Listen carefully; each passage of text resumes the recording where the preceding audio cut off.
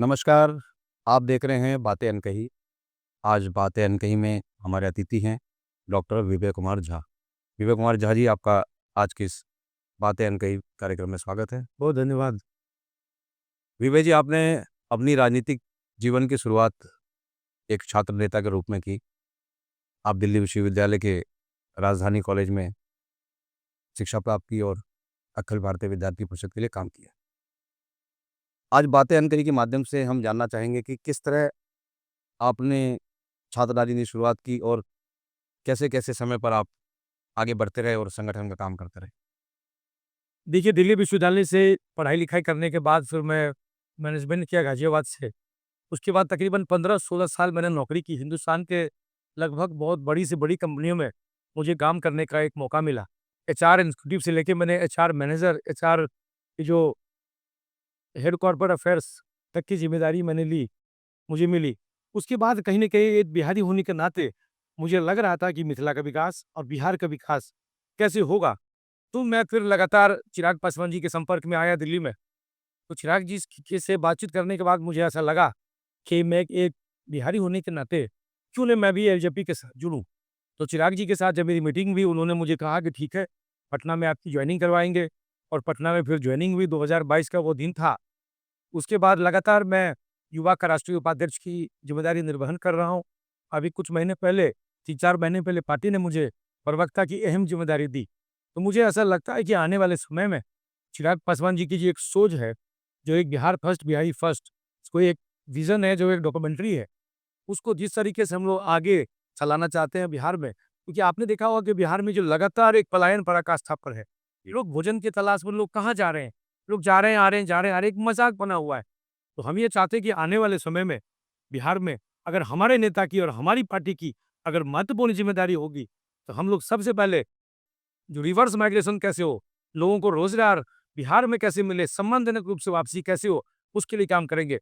मैं और मेरी पार्टी हमेशा एक बात बोलती है, जो लोग यहाँ आके देश की राजधानी हो या अलग-अलग प्रांत में, बड़े एंटरप्रेन्योर हो गए या बड़े मीडिया जर्नलिस्ट हो गए या बहुत बड़े आईएएस, आईपीएस हो गए, वो मिथिला और बिहार के लिए गौरव की बात है। लेकिन कोई यहाँ के रिक्शा चला रहा है, कोई प्लेट धो रहा है, कोई छोले भटूरे की दुकान चला रहा है, कोई किराए पर रह के 10, 15, 20 हज़ार रुपए की नौकरी कर रहा है, वो राजनीतिक लोगों के लिए सबसे बड़ी शर्म की बात है। हम लोग अगर महत्वपूर्ण भूमिका में आएँगे, तो सबसे पहले इसको ठीक करेंगे। जी। विवेक जी, एक सवाल आपसे है कि आपने छात्र राजनीति की शुरुआत विद्यार्थी परिषद से की। आप अखिल भारतीय विद्यार्थी परिषद में सक्रिय रूप से आपने काम किया। उसके बाद आपको दिल्ली में युवा मोर्चा में काम करने को मिला। उसके बाद आपने पूर्वांचल प्रकोष्ठ में भी काम किया।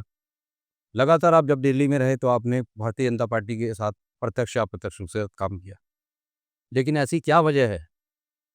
और सबको मालूम भी है कि आपके पिताजी पिछले 25 साल से भारतीय जनता पार्टी के टिकट पर विधायक भी हैं, कैबिनेट मिनिस्टर भी रहे हैं।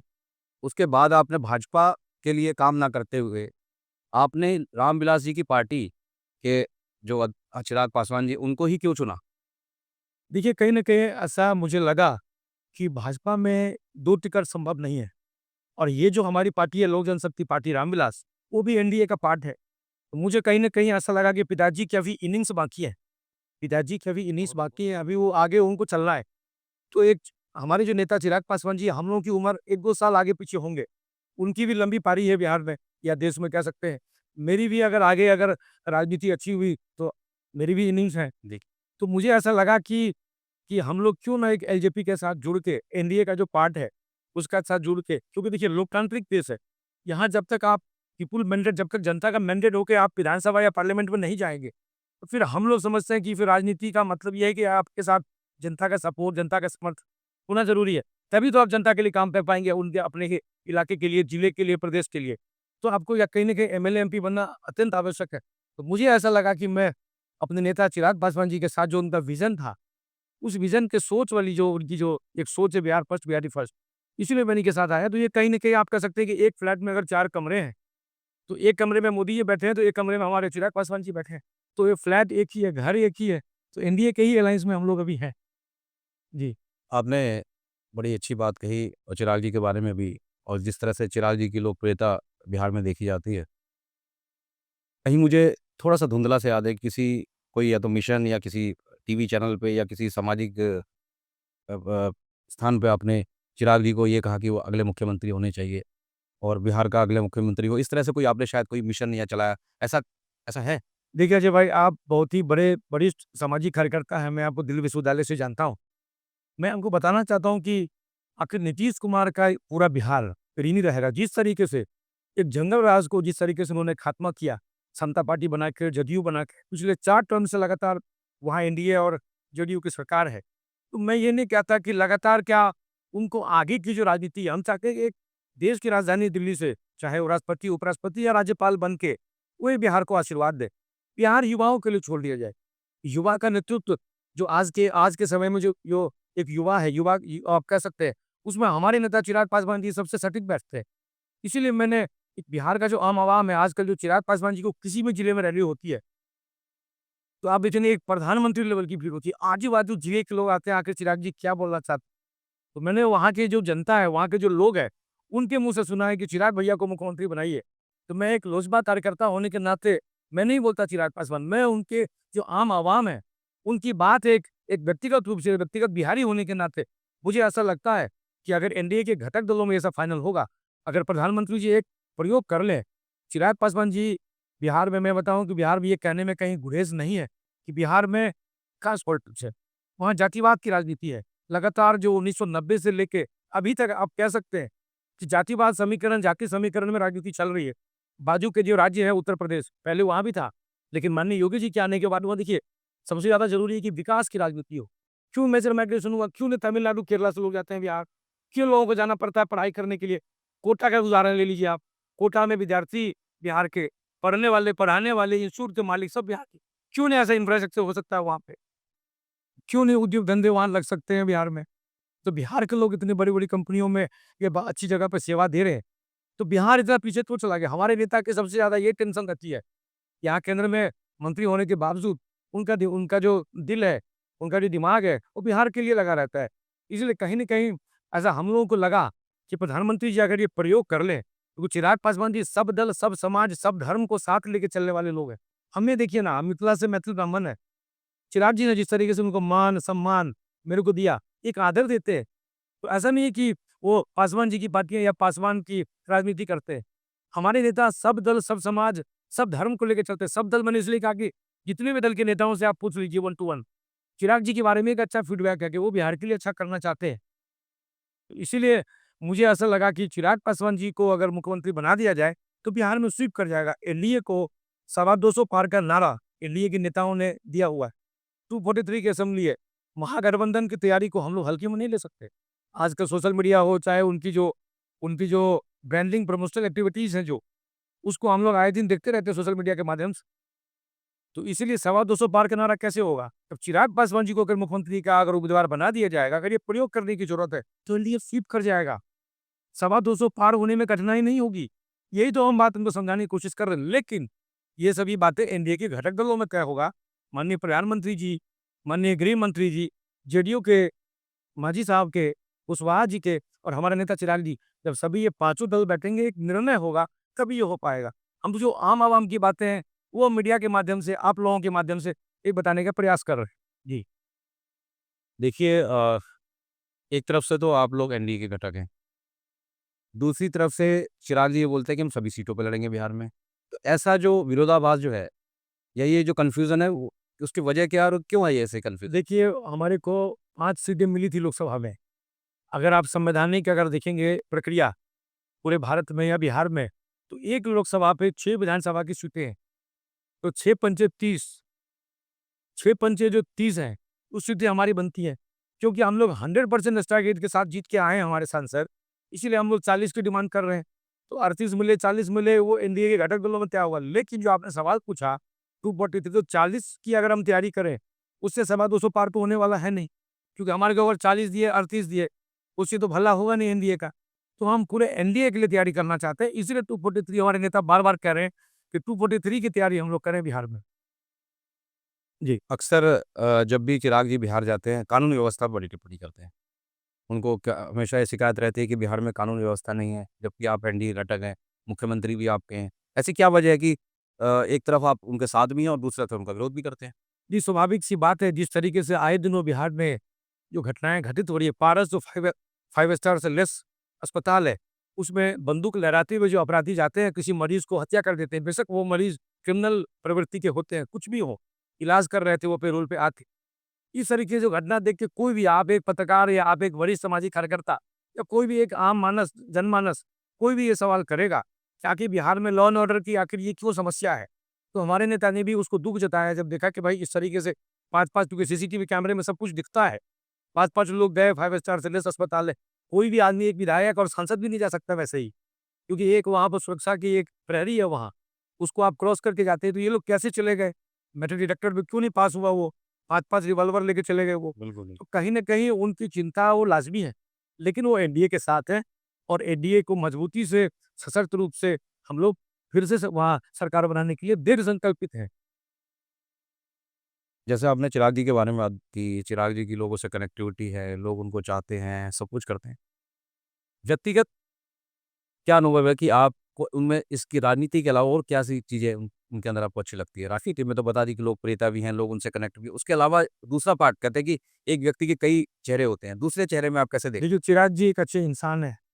जब अब आप देखेंगे कि जितनी भी लड़कियाँ हैं, जितने भी महिलाएँ हैं, जितने भी यंगस्टर लोग हैं, हैं? हाँ। सबकी पसंद चिराग पासवान है। है।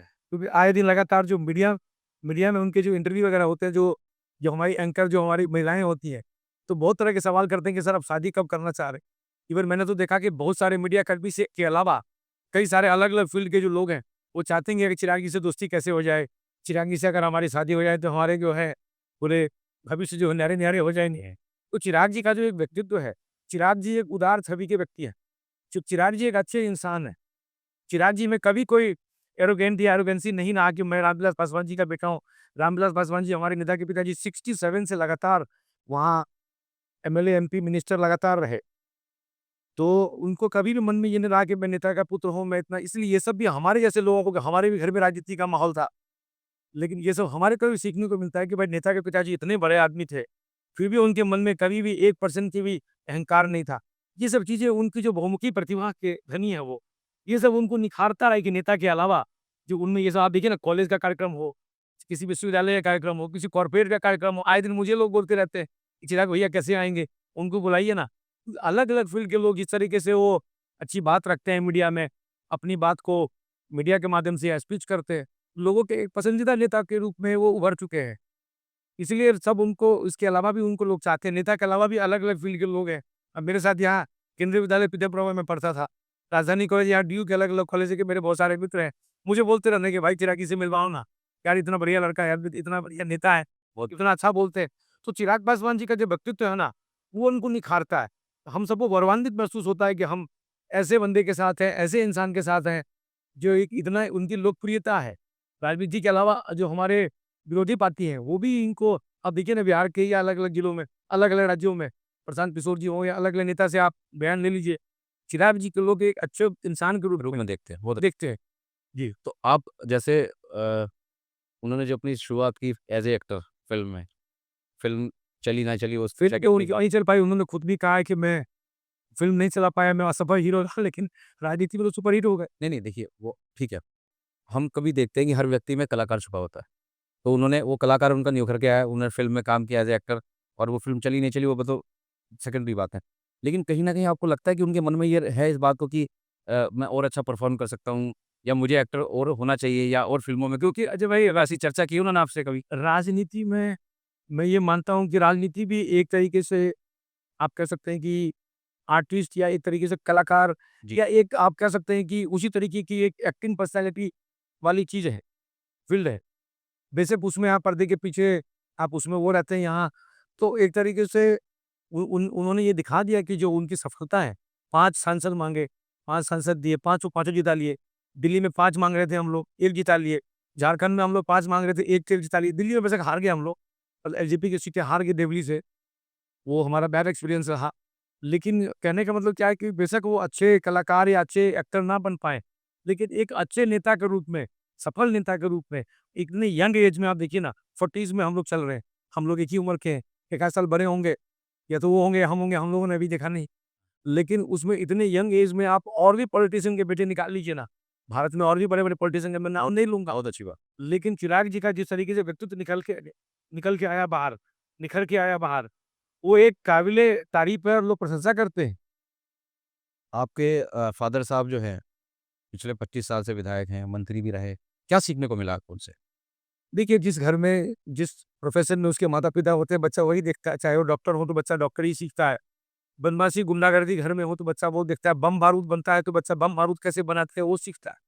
हम लोगों ने राजनीति देखी, हम लोगों ने घर में बिज़नेस नहीं था, हम लोगों ने यही देखा। तो हमने ये कैसे मैनेजमेंट होता है, कैसे लोगों के साथ पब्लिक डोमेन में कैसे रहते हैं आप, कैसे एक पिताजी मेरे शालीन विचार के व्यक्ति हैं। लोगों के साथ एक अच्छा कभी रिएक्ट नहीं किया आज तक।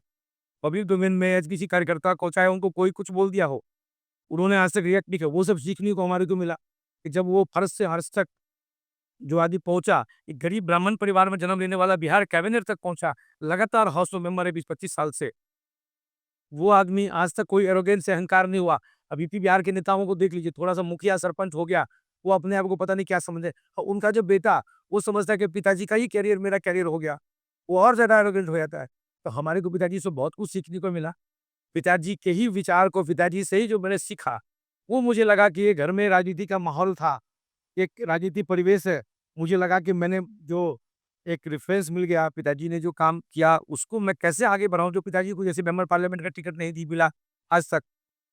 उन्होंने काफ़ी प्रयास किया, हालाँकि ठीक है, पार्टी के नेताओं की बहुत तरह की मजबूरियाँ या बहुत तरह के इक्वेशन होते हैं। बिल्कुल। मुझे ऐसा लगा कि मैं थोड़ी मेहनत और भाग्य अगर साथ दे, जनता अगर साथ दे, चिराग भाई अगर साथ दें, मैं अपनी पार्टी के लिए, अपने जिले के लिए, अपने मिथिला के लिए, अपने बिहार के लिए, अपने देश के लिए अच्छा करूँगा। बहुत बढ़िया बात। आपके फ़ादर साहब जो है, उन्होंने जो राजनीतिक शुरुआत कह सकते हैं, सामाजिक कह सकते हैं या जे एक्टिविटीज़ कह सकते हैं कि जेपी जी का जो आंदोलन था, उस आंदोलन में उन्होंने बहुत मुस्तैदी और बहुत सीरियसली पार्टिसिपेट किया, जेल भी गए होंगे उस समय, मुझे नहीं मालूम। इस समय मुझे नहीं मालूम आपकी कितनी उम्र रही होगी। देखिए, मेरा जन्म नहीं हुआ था, ये 1974 में जयप्रकाश आंदोलन हुए थे। इंदिरा गांधी जी की सरकार थी यहाँ, उनके खिलाफ जयप्रकाश जी का पूरा मूवमेंट हुआ। वहीं के निकले हुए मुलायम सिंह यादव है, वहीं के निकले लालू जी हैं, नीतीश कुमार है। मेरे पिताजी लोग भी वहीं से निकले हुए हैं। तो पटना विश्वविद्यालय में पढ़ते थे छात्र राजनीति के तौर पे। लगातार 3-4 महीने सुशील मोदी और वो अब तो सुशील जी हैं नहीं। सुशील जी और पिताजी लोग एक कमरे में 3 महीने बक्सर के सेंट्रल जेल में रहे। अच्छा, एक मतलब छात्र नेता के तौर पे विचाराधीन कैदी के रूप में। तो लगातार उनका करियर वहीं से धीरे-धीरे चलता रहा। हालाँकि बहुत लोगों को पता नहीं है, पिताजी बीच में राजीव गांधी जी के साथ भी थे, अच्छा। राष्ट्रीय टीम में भी थे। तो लेकिन बहुत सारे मीडिया कर्मियों को पता नहीं है। तो बाद के दिनों में जरा जब अडवाणी जी की रथ यात्रा निकली, क्योंकि राजीव जी 91 में उनकी डेथ हो गई, वहाँ बम कांड में मारे गए वहाँ मद्रास में। उसमें मद्रास नाम था तमिलनाडु के चेन्नई में। तो उसके बाद फिर राजीव जी की जो पूरी टीम थी, वो बहुत तरह की बात है। तो उसके बाद जब अडवाणी जी की रथ यात्रा निकली और गोविंदाचार्य जी वहाँ बिहार में चार्ज से जोशी जी थे, संजय जोशी जी, उन सब ने पिताजी को वहाँ जॉइन करवाया। तो बीच का जो थोड़ा-सा पीरियड था, वो राजीव गांधी जी, मुकुल वासनिक जी, हरिप्रसाद, तो हमारे लिए सब गार्जियन हैं वो लोग। तो उनके साथ का समय पिताजी का बीता। जब राजीव गांधी जी जब यहाँ प्राइम मिनिस्टर थे 84 में और अमिताभ बच्चन चुनाव लड़ रहे थे इलाहाबाद से, तो राजीव गांधी जो मेरे पिताजी उस समय यूथ में महासचिव थे। तो राजीव जी ने मतलब वहाँ स्टेट में, तो पिताजी को वहाँ इलाहाबाद भेजा गया था। तो आपने पूछा तो मैंने कहा कि थोड़ा-सा पहले तो राजीव गांधी जो जिस तरीके से पिताजी ने जो उनका जो स्पीच है, उनकी जो पढ़ाई-लिखाई, वो काफ़ी स्ट्रॉन्ग रही है शुरू से ही। वो एक बार किताब पढ़ लेते हैं, दूसरी बार पढ़ने की ज़रूरत नहीं पड़ता है। पढ़ लेते, बोलते लीजिए आप लोग पढ़िए। मैंने पढ़ लिया। तो मेमोरी उनकी बहुत स्ट्रॉन्ग रहती है। तो जिस तरीके से वो भाषण, क्योंकि आप अगर आप किसी को अगर आप कहीं यहाँ भाषण है किसी विषय पे, तो कंटेंट तो आपको चाहिए। चाहिए बिल्कुल। मेमोरी आपको पूरी चाहिए। तो अमिताभ बच्चन ने जिस तरीके से राजीव गांधी जी को जो बड़ाई की कह रही है, बहुत अच्छा लड़का है विनोद, इसको आगे बढ़ाओ। तो पिताजी को फिर 87 में आनंद शर्मा जी यूथ कांग्रेस के नेशनल प्रेसिडेंट थे, बिट्टा साहब के मतलब बिट्टा साहब तो बाद में हुए। 87 में जब वो थे आनंद शर्मा, तब मेरे पिताजी को जॉइंट सेक्रेटरी की, ऑल इंडिया जॉइंट अच्छा, सेक्रेटरी की राष्ट्रीय कार्यकारिणी। अहम जो राष्ट्रीय टीम में हाँ, हाँ। जॉइंट सेक्रेटरी की अहम ज़िम्मेदारी दी। और भागवत जी आज़ाद बिहार में सीएम थे, तो राजीव गांधी जी ने कहा था कि भागवत, विनोद को वहाँ राज्य मंत्री का दर्जा दो। तो यहाँ बीटीबीसी जैसे यहाँ एनसीईआरटी, वहाँ बीटीबीसी है, Bihar state publishing corporation limited.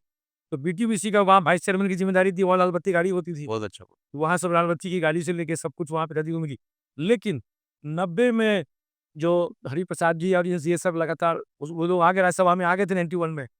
वहाँ जब बिहार में चुनाव हुए, तो किसी कारणों से टिकट नहीं हो पाया।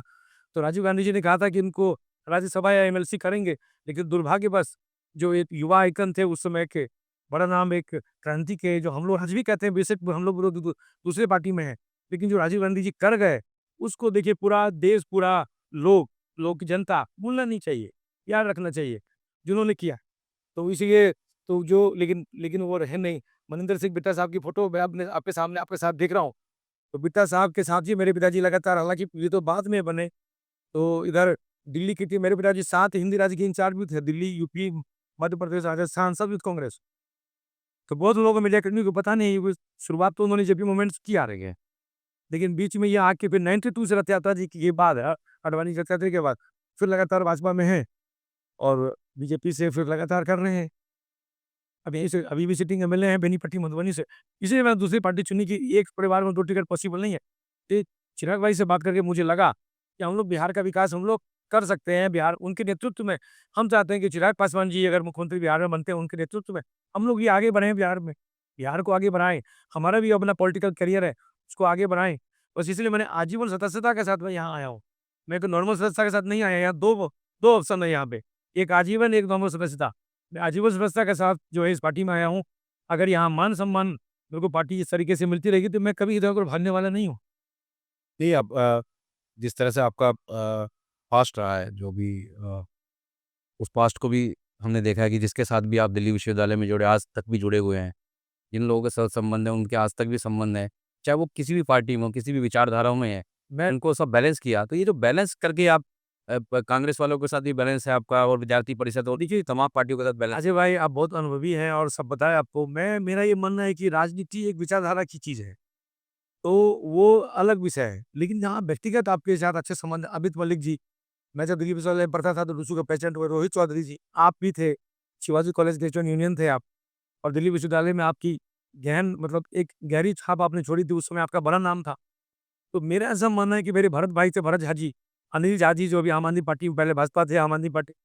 तो कहने का मतलब मेरा ये, रेखा गुप्ता जी भी एबीपी से थे, एक नकुल भारद्वाज जी थे, सबसे मैं लगातार संपर्क में हूँ।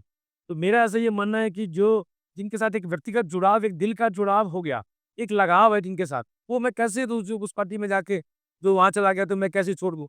उनके साथ व्यक्तिगत संबंध है ना, हम लोग साथ-साथ हम लोगों ने कैंटीन में, कॉलेज की कैंटीन में चाय पी होगी, हमने कॉलेज स्टाफ नारे भी लगाए हैं, ब्रेड पकौड़े खाए होंगे, हाँ, हम लोग साथ-साथ नारे लगाए होंगे। तो कहने का मतलब क्या है कि जो व्यक्तिगत संबंध और राजनीति के संबंध, उसको आप कभी भी ब ब जहाँ से मेरा मानना है, 45 वर्ष की मेरी उम्र है, इतनी मेरी समझ है, तो उसको मिक्स नहीं करना चाहिए। व्यक्तिगत संबंध है, उसको आप कैसे करेंगे? मेरे बहुत सारे मित्र आरजेडी में हैं, जो धूल विरोधी है हमारे कांग्रेस से मेरे बहुत सारे मित्र हैं। कई बार तो मैं असहज हो जाता हूँ, कांग्रेस के बहुत सारे प्रवक्ता, आरजेडी के प्रवक्ता साथ में हम लोग डिबेट में होते हैं। लेकिन ठीक है, वहाँ मुझे पार्टी की बात रखनी होती है। कोशिश करता हूँ कि वो आर्गुमेंट ना हो, लेकिन पार्टी की बात तो मजबूती से रखनी पड़ेगी। तो जहाँ तक व्यक्तिगत संबंध की बात है, तो वो व्यक्तिगत संबंध रहने चाहिए। मेरे पिताजी बेशक भाजपा में, लेकिन बहुत सारे संबंध उन्हें नाम ये जो पीछे आनंद शर्मा साहब हैं, बिट्टा साहब हैं, हरि अंकल जी हैं, हरि हम लोग अंकल ही बोलते हैं, हरिप्रसाद राजीव जी का भी जिक्र किया। मुकुल वासनिक जी, राजीव गांधी जी तो अब है नहीं, लेकिन जो हैं, अनीता वर्मा जी वहाँ हिमाचल में लगातार मिनिस्टर रही, एमएलए रही। जी, जी। तो जिन के साथ पिताजी का संबंध तो मैं देखता हूँ, सबके साथ बातचीत है। गुरुंग साहब थे वहाँ, उनके पिताजी सीएम थे वहाँ सिक्किम में, प्रेम प्रकाश गुरुंग जी थे। तो जिनके साथ व्यक्तिगत संबंध, तो व्यक्तिगत संबंध होनी चाहिए ना। अब आप है या मेरे कोई और वो बहुत ही घनिष्ठ मित्र हैं, अगर वो कांग्रेस चले गए, आरजेडी चले गए, तो मतलब उनके साथ मैं संबंध तोड़ लूँ, तो ऐसा मेरा दिल नहीं मानता। व्यक्तिगत संबंध है, उनके साथ पीछे हम लोगों ने साथ-साथ हमने समय बिताए। तो व्यक्तिगत ये है, अपना कैरियर है, पॉलिटिकल कैरियर है सबका। पार्टी की विचारधारा अलग है और व्यक्तिगत संबंध अलग है। तो व्यक्तिगत संबंध कभी भी जोड़ना नहीं चाहिए। व्यक्तिगत संबंध जो होते हैं, जिस पार्टी में, बेशक मैं देखिए अभी एलजेपी के साथ हूँ। मैं आपको बताना चाहता हूँ डंके की चोट पे, मैं चुनाव, अगर पार्टी ने मेरे पे भरोसा जताया, मैं अगर चुनाव लड़ा बिहार विधानसभा में, पूरे देश के लगभग आधे दर्जन से ज़्यादा, या आप कह सकते हैं 1 दर्जन से ज़्यादा राज्य के लोग मेरी कैंपेनिंग में आएँगे। पूरा हरियाणा, पंजाब, महाराष्ट्र, गुजरात, राजस्थान, दिल्ली लोग जाएँगे कि वे चुनाव लड़ रहा है। सब लोग जाएँगे वहाँ। वहाँ लगातार डट के चुनाव प्रचार, क्योंकि मेरे साथ जो व्यक्तिगत संबंध है लोगों का, मैं उनके साथ एक दिल का जुड़ाव है, भावनात्मक संबंध है। मुझे बुलाते हैं, आए दिन सोशल मीडिया में आप देखेंगे, मैं लगातार झारखंड जाता हूँ, राजस्थान जाता हूँ, गुजरात जाता हूँ, मध्य प्रदेश क्यों, हरियाणा, पंजाब क्यों, लोगों के आज जो घर में जो फंक्शन होते हैं, लोगों के घर में जो कोई कार्यक्रम होते हैं, वो दिल से बुलाते हैं कि आइए ना, कुछ कार्यक्रम हम भी बुलाते हैं तो आते हैं। तो ये व्यक्तिगत संबंध लोगों के जीवन में काफ़ी काम आते हैं। वो आपके एक तरीके से आप कहेंगे एक सपोर्ट है, एक तरीके से एक बैकबोन की तरह वो आपके लिए होते हैं। तो उसको नीच नहीं करना चाहिए राजनीति से। वो आपके लिए जीवन में हमेशा हेल्पफुल कर सकते हैं, एक सपोर्ट के रूप में होते हैं। जी।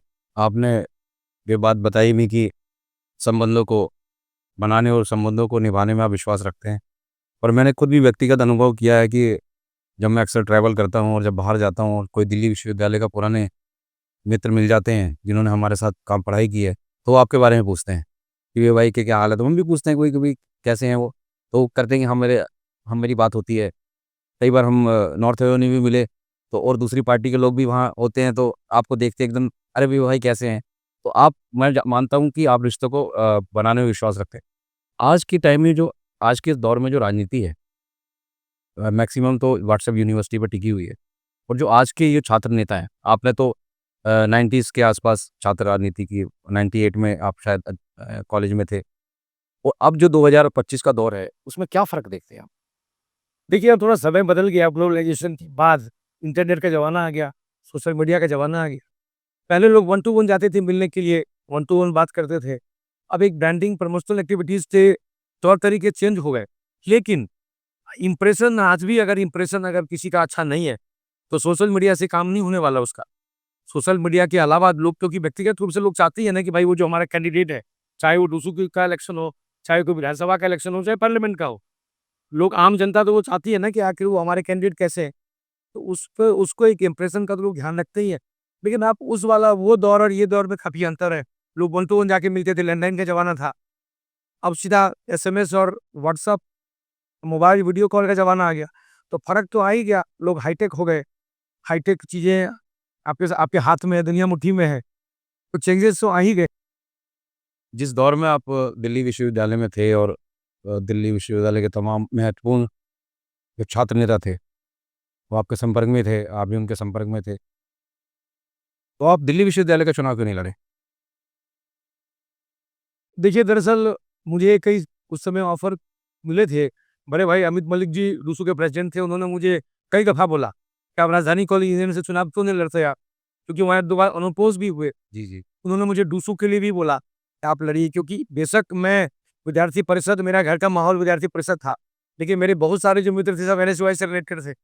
तो कहीं आप ये कह सकते हैं कि उस समय विद्यार्थी परिषद में उस तरीके से ऑफ़र नहीं आया, एनएसयूआई से ऑफ़र ज़रूर आया, जी, जी। लेकिन जो घर का एक माहौल था और मैं एक प्लान वे में सब कुछ कर रहा हूँ। जी भाई, मैं जल्दीबाज़ी करना नहीं चाहता था। मैं वहाँ बिहार के पॉलिटिशियन को, बेटे को जिस तरीके से पावर और पैसे के नशे में वो चूर रहते हैं, बड़ी-बड़ी गाड़ियों में चलना, बड़ी-बड़ी बात करना। हम लोग मिथिला से हैं, मिथिला संस्कार मिला है। हम लोगों को वो घर से संस्कार नहीं मिला। मुझे कुछ करना था। एक पिताजी गरीब ब्राह्मण परिवार में जन्म लेके बिहार कैबिनेट तक पहुँच, तो मेरे लिए ये एक समझिए चैलेंज है कि पिताजी जिस पद पर नहीं रहे, मुझे उस पद पे कैसे पहुँचूँ? जो काम पिताजी किए उसको कंटिन्यू करना, जो नहीं किए उसको आगे बेटर बनाना, हाँ। मिथिला के लिए काम करना, बिहार के लिए काम करना। तो मैं एक प्लानिंग वे में काम कर रहा हूँ। मैं अकेला ही हूँ, तो मेरे ऊपर बड़ी ज़िम्मेदारी थी, क्योंकि एक चीज़ सामान्यतः आप देखेंगे मिथिला बिहार में या भारत के अलग-अलग प्रांतों में भी हो सकता है होगा। एक जो बेटा वाला जो घर होता है, हालाँकि अब तो एक-एक ही हुई, 1 या 2 ही होते हैं। उस समय की बात थी कि एक बच्चे जो होते हैं वो बिगड़ जाते हैं। माता-पिता के लाड-प्यार में बगड़ के हाँ जी। मतलब ये बिगड़ गए। ख़ासकर जो पॉलिटिशियन जहाँ पावर पैसा का नशा है, घर में बहुत पैसा होता है, घर में बहुत सारा ग्लैमर हुआ, बहुत सारा पावर हुए। तो बच्चे जो है वो अपने आप को सँभाल नहीं पाते। तो मुझे पिताजी लगातार मैं जितना यहाँ जॉब किया, मेरे पिताजी वहाँ मिले थे। मुझे पिताजी ने कहा आप कुछ कर सकते हैं बिहार में पटना में करिए। मैंने कहा नहीं कर सकता मैं। मुझे जॉब करने दीजिए, मुझे कॉर्पोरेट से अगर मैं कुछ सीख के आऊँगा, तो मैं कुछ कर सक अगर कुछ करूँगा आगे, तो मैं उसका ये वाला यूटिलाइज़ होगा मेरे लिए। तो मैं आपको अजय भाई बताऊँ कि मैं जब लगातार एचआर की जॉब में था, एचआर की जॉब में बोला जाता था कि अगर दूर-दूर तक कोई पॉलिटिकल कनेक्शन हो, उसको हायर नहीं करना। अच्छा। तो मैं इंटरव्यू में बोलता था कि मेरे पिताजी किसान हैं, एनजीओ चलाते हैं, गाँव में रहते, क्योंकि अगर मैं बताता कि मेरे पिताजी पॉलिटिशियन है और एमएलए, तो हायर नहीं करते मुझे। तो लगता था कि पॉलिटिशियन का बेटा ग्रुपिज़्म करेगा, बदमाशी करेगा, काम नहीं करेगा। नेतागिरी करेगा। आज जब मेरा प्रोफाइल ओपन हो गया, सब लोग मेरे को देख रहे हैं, सोशल मीडिया का ज़माना है, तो अब जब मुझे लोग कहते हैं, "अरे! झातू तो बहुत बड़ा आदमी था यार।" तो मैं तो बहुत डरता। मैंने कहा, "सर अगर आप को मैं बता देता, तो वही डाँट मेरे को सीखने को मिला। मैंने कॉर्पोरेट कल्चर जो सीखा, वही मेरे को काम आ रहे हैं अभी।" तो इसलिए आपका एक सानिध्य जी का आपका आशीर्वाद मिला, जो बच्चा अगर माँ-बाप अगर बच्चों को नहीं डाँटे तो बच्चा कैसे सीखेगा? सब कुछ इग्नोर करता जाए तो बच्चा तो बिगड़ गया। बाद में पता लगा यार यार मैं तो बिगड़ गया। वो जो एक उम्र होती है, तो वही सारा वही जो काम होता है, काम हमें सीखने को मौका मिला। कॉर्पोरेट अफेयर्स का हेड किया मैंने अलग-अलग कंपनियों में। बॉस के डांस मैं सुनता था कि हाँ, ये नहीं हुआ, वो नहीं हुआ। कहने का मतलब क्या है कि लेकिन बाद के दिनों में जब मैं कुछ बिल्डरों के साथ था, फिर कुछ कंपनियों में जो अलग-अलग भूमिका में 2019 तक मैं जॉब में था। तो बाद में लोगों को पता चला, क्योंकि वो मेरी जॉब की प्रोफाइल ही ऐसी थी कि भाई ये इस तरह के लोगों की जो कॉर्पोरेट अफेयर्स का वो तो जो हेड होता है या कॉर्पोरेट अफेयर्स का डिपार्टमेंट होता है, वो license with media, license with करना पड़ता है, अथॉरिटी, पुलिस प्रशासन। तो वो जो बंदा उस तरीके के बैकअप का होता है वही काम कर पाएगा, संबंधों का इस्तेमाल करना। बाद में जब मैं एचआर में की लगातार जॉब 2013-14 तक था, तब मैं पिताजी वाला रेफरेंस किसी को नहीं बताया, क्योंकि मैं वो बताता इन हाउस जॉब थी वो। जॉइनिंग से फायरिंग वाला काम होता है, 9 बजे से लेके 6 बजे तक। उसमें आज तक किसी को बताया नहीं, लेकिन वो लोग अब देखते हैं। तो मेरे लिए बड़ा ये था, तो मैं प्लानिंग के तहत ये सारा काम कर रहा हूँ। 2019 के बाद, हालाँकि जब मैं 2013-14 में जब थोड़ा-सा फ्री हुआ एचआर की जॉब से, क्योंकि 9 से 6 की जॉब थी वो। तो वहाँ जब मैं मतलब एक तरीके से फ्री हुआ, तो मैं गौरव खारी भाई की टीम में था यहाँ दिल्ली युवा मोर्चा में, बीजेपी में। उसके बाद आपका मनीष सिंह जी थे पूर्वांचल मोर्चा में। तो थोड़ा-सा उन वहाँ मैंने समय निकाला उनके लिए। लेकिन 2019 की जॉब करने के बाद 2020 में जब कोविड आए, तो हम लोग शिफ्ट करके बिहार। पिताजी ने भी कहा कि नहीं आप लोग शिफ्ट करिए, अब तब आप जॉब में नहीं है। 19 तक जॉब में जब जिस लगातार थे, तब तो वहाँ मजबूरी थी, वरना नहीं पड़ता। उसके बाद फिर मैंने वहाँ एक छोटी-सी कंपनी है मेडिकल सर्जिकल की, वो मेरी चल रही है। मैन पावर की मेरे मित्र हैं, और वो वही फुल टाइम बैठते हैं। अब 2022 में जब मैंने फिर लगातार वर्किंग हूँ, तो 21-22 को चिराग भाई के साथ, तो चिराग जी की टीम में वहाँ पर हूँ। तो कहने का मतलब पूरी प्लानिंग के साथ कर रहा हूँ। तो जल्दीबाजी में मैं नहीं था कि मैं करके अपनी लाइफ खराब कर लूँ, क्योंकि मैं बहुत सारे पॉलिटिशियन के बेटों को देखा था कि पिताजी कैरियर को अपने कैरियर समझ रहे हैं। हाँ। तो वो क्या है कि अपनी लाइफ को स्पॉइल कर लेते हैं वो, फिर कोई फ़ायदा नहीं था। हम क्या था कि हम लोग मिथिला प्रांत के हैं, हमारे कोई बहुत बड़ी कोई इंडस्ट्री वाला भी घर नहीं था, कोई बड़ी कंपनी भी नहीं चल रही है। पिताजी सीधे सपाटे गाँव घर के आदमी थे, और एक एक वहाँ कास्टिज़्म है, ब्राह्मण होके वहाँ बिहार कैबिनेट तक पहुँच गए। तो ये सब चीज़ जो है उन्होंने अपनी मेहनत, क्षमता और अपनी बुद्धि से, एक अपने इमेज से, इम्प्रेशन से उन्होंने कायम किया। तो मेरा वो अधिकार नहीं था कि मैं उस चीज़ को मैं हनन करता या उनको मैं वहाँ इमोरलाइज़ करता। तो मैं कंटिन्यू यहाँ जॉब में था। अब मुझे ऐसा लगता है कि अब मैं आगे कुछ अच्छा अगर करूँगा, माता-पिता के आशीर्वाद से, ऊपर वाले के आशीर्वाद से, चिराग भाई के स्नेह और शुभकामना से बिहार को आगे बढ़ाना चाहता हूँ, चिराग जी के नेतृत्व में। जी। बहुत बढ़िया। एक टर्म में विधायक बनने के बाद, लगभग 5 साल विधायक बनने के बाद, आदमी बड़ी-बड़ी गाड़ी में घूमता है, बड़े-बड़े मकान बना लेता है, बड़ा पैसा अर्जित कर लेता है।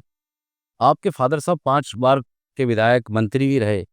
उसके बाद मैं देखता हूँ आप लोग कितना सिंपल, साधारण ज़िंदगी जीते हैं, और बहुत कम लोगों को मालूम है कि आपके फ़ादर साहब 15-25 साल विधायक रहे, मंत्री रहे, और आदमी विधायक है ना, हैं अभी वर्तमान में भी हैं, और आदमी दूर के व्यक्ति का भी एग्ज़ाम्पल देता है कि वो फलाना एमएलए मेरा चाचा है, वो मेरे फूफा जी हैं, वो है। और आपके घर में पिताजी के अभी वर्तमान में विधायक, मंत्री भी रहे, आपने कभी उस चीज़ का इस्तेमाल नहीं किया। तो आपको कभी ऐसा नहीं लगता कि मेरे फ़ादर की ये जो ईमानदारी है, वो ईमानदारी कहीं मेरे आड़े आती रही कि मैं भी बड़ी गाड़ियों में घूम सकता था, मैं भी आलीशान जीवन जी सकता था? अजय भाई देखिए, ऐसा घर का जो एक माहौल था, घर का जो एक परिवेश था, संस्कार था, मुझे ऐसा कभी फीलिंग मन में कभी ये नहीं हुआ कि बड़ी-बड़ी गाड़ी में चलना, बड़ा क्योंकि घर का एक माहौल बच्चा वही सीखता है।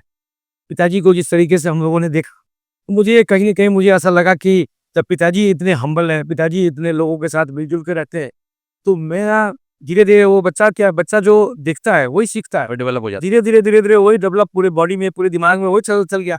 बट जो इतने बड़े आदमी हैं, वो अगर इस तरीके से एक लोगों से कनेक्ट में रहते हैं, लोगों से ऐसे एक हम्बलनेस तरीके से बात कर रहे हैं, एक अपने बात विचार, एक शालीनता उनकी, तो हम लोगों ने तो वही सीखा। अब मैं जैसा होऊँगा, मेरा बच्चा वैसे ही सीखेगा। तो इसलिए ऐसा कभी मन में नहीं हुआ, लेकिन मेरे बहुत सारे ऐसे मित्र हैं, मैं आज भी देश की राजधानी दिल्ली में मैं जिस गाड़ी में चाहूँ मैं बैठ सकता हूँ, बहुत सारे मित्र हैं। लेकिन ऐसा कभी मन में ये नहीं हुआ कि मैं गाड़ी देख के या पैसा देख के कभी किसी से दोस्ती नहीं किया। अच्छा इंसान है, तो अच्छा दोस्त है, वो मेरे पिताजी से भी यही सीखा है। तो ऐसा कभी, लेकिन मैं आपको बताना चाहता हूँ, भारत में बहुत ऐसे राज्य हैं, जहाँ आपको ऐसे शालीन व्यक्ति, बहुत सारे पॉलिटिशियन ऐसे मिलेंगे, जिन्होंने प्रॉपर्टी नहीं बनाई, पैसा नहीं बनाया। आज जितना बड़ा डिपार्टमेंट था पिताजी लोगों का, जितने बड़े पद पे थे, अगर हम लोग अगर उस तरीके से करप्ट पॉलिटिशियन अगर आप एग्जाम्पल लेंगे अलग-अलग राज्य में, तो ज़्यादा बड़ी बात नहीं कहूँगा, लेकिन 10-12 हज़ार करोड़ का आदमी ज़रूर बन जाएगा। बिल्कुल सर। ये मैं आपको बताना चाहता हूँ। लेकिन आज ना, क्योंकि जो मैंने सेटअप किया, कंपनी, ऑफिस, ये सब चीज़ जो मैंने किया। पिताजी लोग लगातार कौन पॉलिटिशियन छात्र राजनीति से सीधा घुस गए राजनीति में। उन्होंने इस तरफ कमर्शियल पे बिल्कुल ध्यान नहीं दिया। इवन मैं जो है प्रॉपर्टी की बात भी करता हूँ, पापा यहाँ ये ले लेते हैं, तो वो कहते हैं क्या होगा लेके इस अच्छे से जीवन सादगी से बीत जाए, सादगी से अच्छे से चल जाए, लोगों के साथ अच्छे संबंध रहे। वही सबसे बड़ी बात है कि किसी को आप कुछ रिएक्ट ना करें, कभी किसी को कुछ बोल ना दें आप। बेशक आपको वो कुछ बोल रहे हैं, अपना आप ट्रैक चेंज कर लीजिए, रास्ता बदल लीजिए। तो वो सब काफ़ी कुछ सीखने को मिला है पिताजी से। इसलिए मुझे लगा कि मैं राजनीति में अच्छा कर सकता हूँ, क्योंकि लगातार मैंने पिताजी को देखा, घर में राजनीति तो बच्चा वही सीखता है। अब ऐसा लगा कि हम लोग परिचय के मोहताज नहीं है, जिस चीज़ से हम लोग चिराग जी अगर लड़ाते हैं, विश्वास करते हैं मेरे ऊपर, तो हम लोग परिचय के मोहताज तो है नहीं। तो इसीलिए हालाँकि मैं भी और लगातार 15-20 साल से सक्रिय हूँ समाज में, तो बिहार की राजनीति में खासकर मीडिया और खासकर जो पॉलिटिशियन वो मेरे को जानते ही हैं। आम जनता जहाँ से लड़ूँगा, आम जनता तो जब आपका नाम आएगा उसका जब नाम आएगा चुनाव आयोग का, जब वो बैलेट पेपर पे, तभी वो लोग समझेगा भाई ये कौन है? कौन है? सही बात। या उसका जो ब्रांडिंग होगी तभी आएगा ये कौन है? मतलब बहुत सारे लोग, ऐसे नहीं जनता भी तो लोग जानते ही हैं, लेकिन आप मान के चलिए 60% लोग आपको तभी जानेंगे जो आम जनता है, जिनको किसी मतलब राजनीति से। वो तब देखते हैं जब कोई उम्मीदवार आपके इलाके से आता है, तब जानते हैं कि ये कौन है। तो इसलिए ये सब मुझे लगा कि मैं ये काम बेहतर कर सकता हूँ अपने जनता के लिए, अपने क्षेत्र के लिए। जो हमारा मिथिला है काफ़ी पिछड़ा हुआ है बिहार में। आप अगर पटना में हैं, तो बीचों बीच गंगा मैया बहती है। 38 जिले का बिहार है, 18 जिले उधर मिथिला है, इधर आपका बिहार है। लेकिन दुर्भाग्यवश आप कहिए कि मिथिला के साथ काफ़ी अन्याय हुआ। 1834 ईस्वी में यहाँ अंग्रेज की सरकार थी और वहाँ नेपाल सरकार, सुगोली एक जगह है, सुगोली में पैक्ट हुआ, संधि हुई। मिथिला को बीचों बीच काट दिया। 14 जिले जो आज मधेश बोलते हैं, तो जनकपुर सीता मैया का जो एरिया, पुनौरा धाम तो सीतामढ़ी में है, जहाँ पे बन रहा है वो जी। सीता मैया का मंदिर। हाँ, ये गए थे जो पढ़ने के लिए मंत्री जी गए थे शिलान्यास करने, तो वही बॉर्डर हो जाता है नेपाल। तो 14 जिले उधर है, कुछ कुछ शब्द नहीं बोला। इधर इधर हमसे ले लिया उत्तराखंड, या उस तरफ नेपाल से जो उधर जो बॉर्डर है, वो हमारे को इंडिया में दे दिया।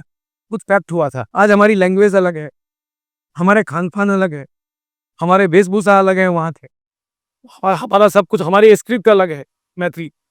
लेकिन मैथिली के साथ काफ़ी अन्याय हुआ। आप देखेंगे कि भारत में 50 किलोमीटर आप आगे जाएँगे, हिंदी अलग है, हिंदी की टोन अलग है। हिंदी तो हिंदी है, चंडीगढ़ की वह थोड़ी टोन अलग है, भोपाल जाइए, आप जयपुर जाइए, दिल्ली जाइए। बिल्कुल। लेकिन मैथिली साथ कितना अन्याय है मैं बताता हूँ आपको। बगल में पूर्णिया चले जाइए, मधुबनी से कहिए सीमांचल आ गए। भागलपुर चले जाइए, है मैथिली, मिथिला बेल्ट। अच्छा। भागलपुर चले जाइए, कहीं अंगिका है ये, खोटा है ये। मैथिली के साथ वहाँ के नेताओं ने जबरदस्त अन्याय किया।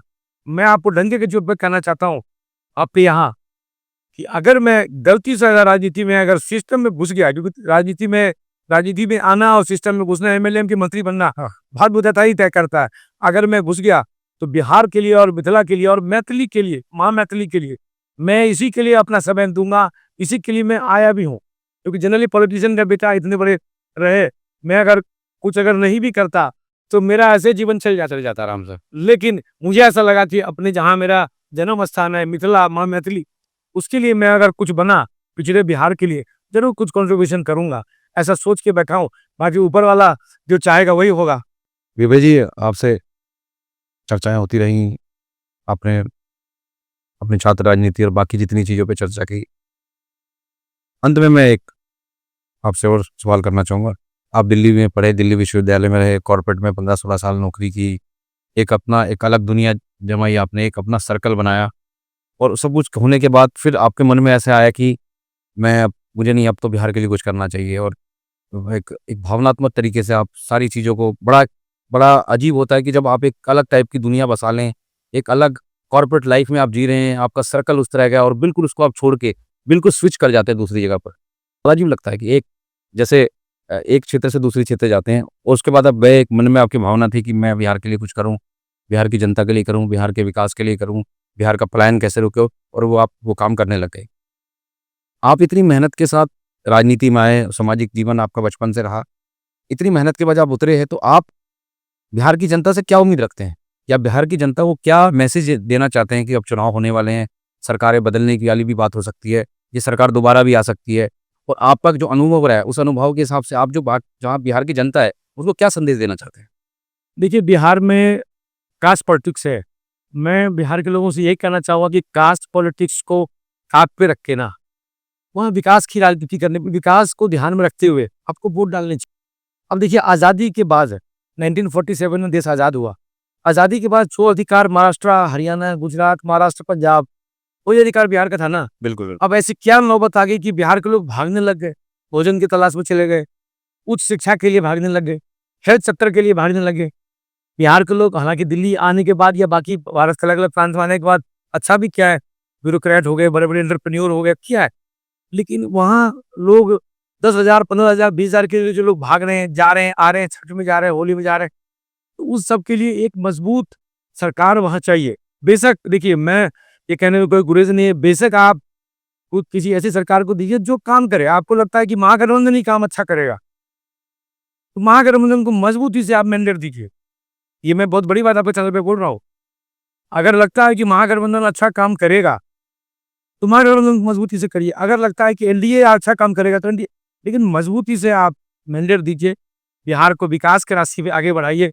लेकिन जो पीछे का जो एक रिकॉर्ड रहा है आरजेडी का, 1990 से 2005 तक, लोगों के रोंगटे खड़े हो जाते हैं। वहां पर जिस तरीके से रंगदारी, बदमाशी, गुंडागर्दी एक चरम सीमा पर थी, उस चीज को उसके विकल्प रूप में नीतीश कुमार जी आए, तो इसलिए वहां पर लगातार 20 साल से उन्होंने जिस तरीके से गुंडाराज का खात्मा किया, बदमाशी का खात्मा किया है, लॉ एंड ऑर्डर बेकाबू हो गया था वहाँ क्राइम, उसको उन्होंने ठीक किया, इंफ्रास्ट्रक्चर ठीक किया। लेकिन जो पलायन पराकाष्ठा पे, उसको ठीक करना बहुत बड़ी चुनौती है बिहार सरकार की है। अगले टर्म में वो काम किया जाएगा। तो बिहार की जनता से मैं यही कहूंगा कि एक मजबूत सरकार बनाइए जो बिहार का विकास करे, बिहार को एक जो बड़े बड़े जो एक विकसित राज्य है बिहार भारत के, उसके बराबरी में लाए। उसके लिए तो मुझे उपयुक्त एनडीए दिखता है और चिराग पासवान जी का नेतृत्व दिखता है। हालांकि नेता अभी एनडीए के नीतीश कुमार जी ही है, लेकिन हम लोगों को ऐसा लगता है, मुझे अगर आज एक बिहारी होने के नाते, एक बिहार का एक एक्टिविस्ट होने के नाते एलजेपी का, मुझे ऐसा लगता है कि उनको दिल्ली से एक आशीर्वाद देना चाहिए बिहार का। लगातार बिहार उनका ऋणी रहेगा। इस तरीके से उन्होंने बिहार को इस तरीके से ठीक किया। अब उनको वहां से वहां एक कोई नया एक युवा कोई नेतृत्व करे बिहार, और एक पागलपंथी की तरह बिहार को डेवलपमेंट के रास्ते पे आगे बढ़ाना पड़ेगा। देखिए, बिहार में मैं आपको ये कहने में कोई गुरेज नहीं है कि सरकारी दफ्तरों की यह हालत हो गई है। 500-500, हजार रुपए लेके जो है लोग वहाँ काम कर रहे हैं। वहाँ डीईओ से लेके सीओ, बीडीओ, वहाँ आप बताइए कि वहाँ 60-70 हजार की सैलरी होती है। 5 साल, 6 साल, 8 साल के अंदर 50 करोड़, 60 करोड़, 70 करोड़ की प्रॉपर्टी बना रहा है। कैसे हो गया ये सब? कहीं ना कहीं करप्शन वहाँ पे चरम सीमा पर है। उसको ठीक करना बहुत जरूरी है। तो उसके लिए वहां पर एक ऐसे अखड़ा रहा, एक पागलपंथी वाला जो बंदा होगा, जो बिल्कुल मुझे काम चाहिए, बिल्कुल मैं खाली काम करूंगा, मैं बिल्कुल ये सब टॉलरेंस नहीं करूंगा, मुझे बिल्कुल यहाँ पर जो है ये सब चीज को मैं खत्म करूंगा, योगी जी की तरह। उस तरीके से वहां पर मुझे लगता है कि मेरे नेता चिराग पासवान जी उसके लिए उपयुक्त बैठते हैं। एक मौका चिराग पासवान जी को मिलना चाहिए। और बिहार को हम लोग कैसे बदल देंगे, आप लोग दिल्ली से बिहार को देखेंगे, अरे सही में बदल दिया, ऐसा हम लोग चाहते हैं। बाकी ये सब जो है तय करना एनडीए घटक दलों का काम है कि कौन बनेंगे मुख्यमंत्री के उम्मीदवार, क्या होंगे। अभी हम सबको यही कहा गया है हमारे नेता चिराग पासवान जी की तरफ से कि 3800 जिलों में किस तरीके से एनडीए आगे बढ़ेगा, किस तरीके से वहाँ हम लोग अधिक से अधिक सीट हम लोग ले आए। 250 पार का नारा है, मजबूती से हम लोग काम करें, उसके लिए हम लोग लग गए हैं मुस्तैदी से। जी, बहुत बहुत शुक्रिया विवेक जी, बहुत धन्यवाद। बातें अनकही में आपने मन की बातें भी की, राजनीतिक बातें भी की, राजनीतिक सफ़र के बातें भी की, और एक बहुत अच्छी बात आपने कही कि पार्टी कोई भी हो, लेकिन बिहार का विकास होना चाहिए। आज आपने अपना कीमती समय दिया बातें अनकही में। हम पूरे चैनल की तरफ से आपका धन्यवाद करते हैं। बहुत धन्यवाद। जय हिंद, जय भारत।